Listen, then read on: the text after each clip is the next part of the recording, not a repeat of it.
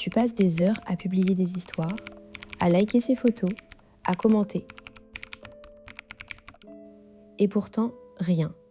Pas un message, pas un like en retour, pas un signe qu'il t'a même remarqué. Tu te demandes pourquoi certaines femmes attirent l'attention sans effort apparent, pendant que toi, tu restes invisible derrière ton écran. La réponse n'est pas dans la beauté, ni dans la fréquence de tes posts. Elle est dans un mécanisme psychologique que peu de femmes comprennent, le système d'activation digitale, celui qui pousse un homme à te poursuivre sur les réseaux sociaux sans que tu aies à courir après lui. Dans cette vidéo, tu vas découvrir pourquoi tes efforts actuels sont contre-productifs, comment activer le désir de poursuite chez un homme et exactement quoi publier, comment interagir et quels mots utiliser pour qu'il devienne l'initiateur. Tu repartiras avec 3 techniques concrètes, testées et validées par la science, pour inverser la dynamique et passer de celle qui attend à celle qu'on poursuit. Le plus grand mensonge qu'on raconte aux femmes sur les réseaux sociaux, c'est qu'il faut être active, présente, visible, qu'il faut liker ses histoires, commenter ses posts, lui envoyer des messages pour montrer son intérêt. En réalité, ce comportement active chez lui un mécanisme de désengagement. Plus tu montres que tu es disponible, moins il ressent le besoin de te conquérir. Ce paradigme s'appuie sur une hypothèse erronée, que l'attention masculine se gagne par la fréquence des interactions. Les études en psychologie évolutionniste, notamment les travaux de David Buss sur les stratégies de sélection, montrent que chez l'homme, la rareté et l'insaisissabilité sont des signaux de haute valeur. Sur les réseaux sociaux, ce principe est amplifié. Ta disponibilité numérique abaisse ta valeur perçue.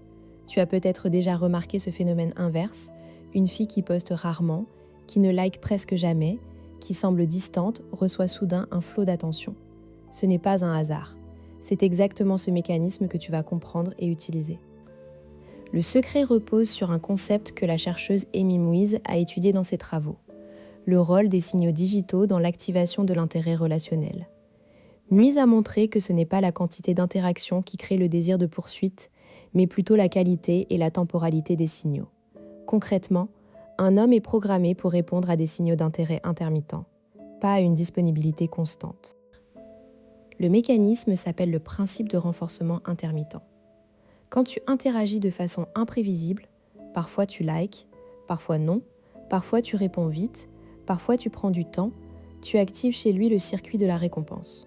Son cerveau libère de la dopamine à chaque fois qu'il obtient un retour de ta part, et il cherche à répéter l'expérience. Si tu es trop prévisible, il s'habitue et l'intérêt s'éteint. Voici la clé. Tu dois devenir une source de récompense variable. Pas quelqu'un qu'on obtient tout le temps, mais quelqu'un dont l'attention est précieuse et rare. C'est exactement ce que tu vas apprendre à faire maintenant. Prenons le cas de Julie, 34 ans, professeure de yoga à Lyon. Julie est une femme magnétique dans la vie réelle. Elle est drôle, intelligente, passionnée. Mais sur les réseaux, elle était transparente.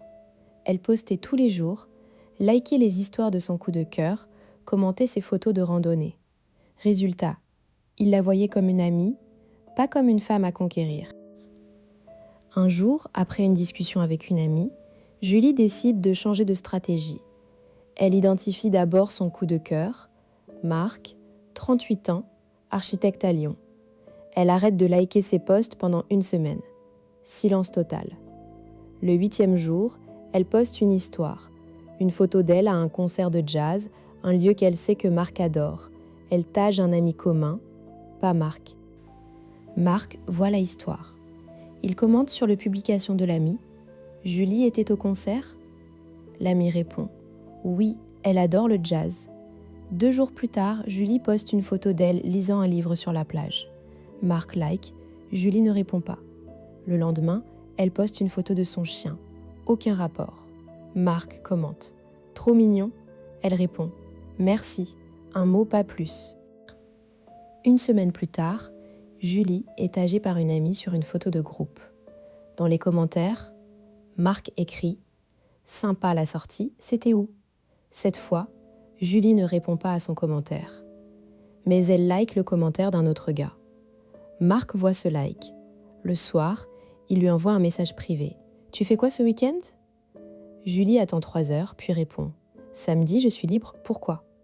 Il la invite à un concert. Résultat, Julie n'a jamais couru après Marc. C'est lui qui a fait tous les premiers pas.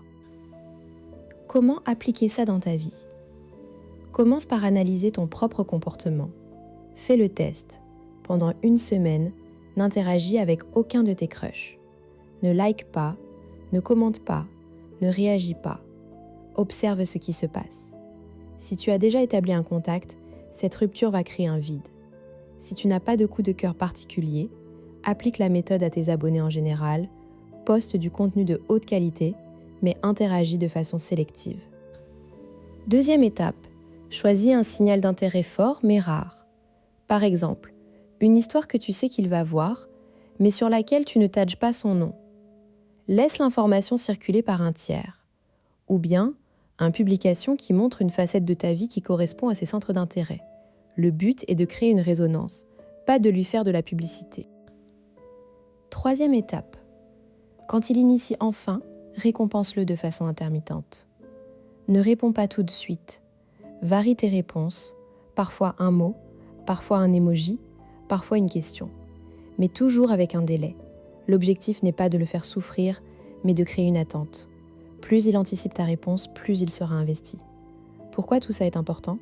Parce que les réseaux sociaux sont devenus le premier lieu de rencontre et de séduction. Si tu continues à faire comme avant, tu resteras dans le bruit de fond. En comprenant ces mécanismes, tu deviens une femme qu'on remarque, qu'on cherche, qu'on poursuit. Tu changes le script, tu passes de l'état d'attente à l'état de désir. Les conséquences sont profondes, tu gagnes du temps et de l'énergie. Au lieu de courir après quelqu'un, tu te concentres sur ta vie et les hommes viennent à toi. Tu diminues aussi le risque d'être friendzoné ou de paraître needy. Et surtout, tu places la dynamique dans un équilibre sain où c'est lui qui fait les efforts initiaux, ce qui est un bon indicateur de son intérêt réel. Passons maintenant à la première technique concrète. Le JDS, jeu de la disponibilité sélective.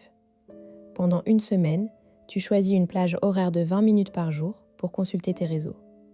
En dehors de cette plage, tu ne regardes rien. Pendant ces 20 minutes, tu interagis uniquement avec les personnes qui ont initié un contact avec toi ce jour-là. Pas de likes spontanés, pas de commentaires sur des posts vieux de plusieurs jours. Concrètement, paramètre tes notifications. Choisis. Par exemple 18h30, 18h50, tu ouvres Instagram, tu réponds aux messages de la journée, tu likes les histoires des personnes qui ont commenté tes posts, tu postes ta histoire du jour et tu fermes. Le reste du temps, tu es injoignable. Résultat, les hommes qui te suivent vont remarquer que tu n'es plus disponible à tout moment. Ils vont se demander ce que tu fais. Ton absence crée un vide. Et quand tu réapparais, ton attention devient un événement. Un exemple de message que tu pourrais recevoir après quelques jours. « Ah, tu existes encore !» C'est le signe que tu es devenu rare. Deuxième technique, la histoire écho. Tu identifies un centre d'intérêt qu'il a et que tu partages. Tu postes une histoire sur ce thème, mais sans le mentionner. Par exemple, s'il est passionné de trail, tu postes une photo de tes chaussures de running après une sortie, avec une légende vague. Dimanche matin, rien de tel. Si tu sais qu'il suit un compte de musique, tu postes une histoire d'un concert ou d'une playlist. L'important, c'est que le contenu soit authentique. Tu dois vraiment aimer ça et que tu ne fasses pas de lien direct. Laisse-le faire le lien. Quand il commente ou like, tu réponds avec un délai de quelques heures. Par exemple, il commente « Belle sortie ». Tu attends 4 heures, puis « Merci ». Oui, l'air était frais, rien de plus. Cette technique fonctionne parce qu'elle active ce que les psychologues appellent la similarité perçue. Quand il voit que vous partagez un intérêt, son cerveau associe cette similarité à une compatibilité relationnelle. Et comme c'est lui qui fait le commentaire, il s'investit émotionnellement dans l'interaction. Troisième technique, le like différé. C'est la plus subtile.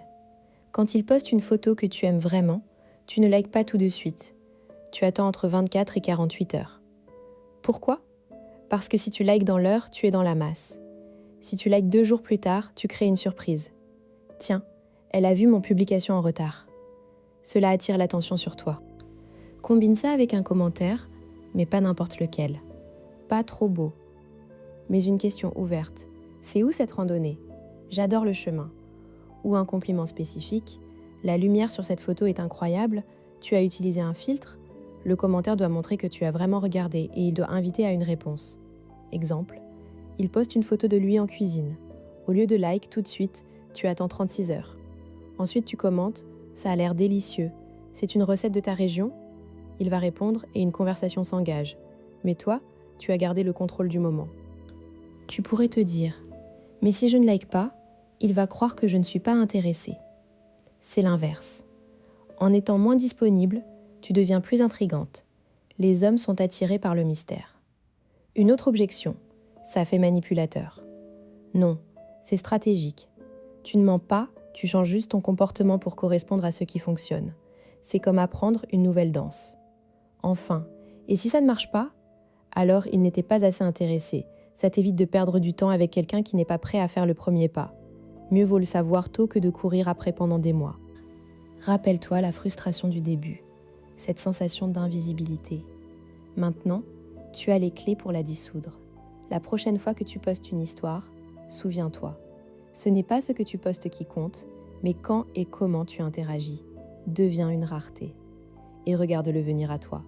Si cette vidéo t'a éclairé, abonne-toi pour ne rien manquer. Active la cloche et je te retrouve dans la prochaine vidéo pour décoder un autre mystère du comportement masculin.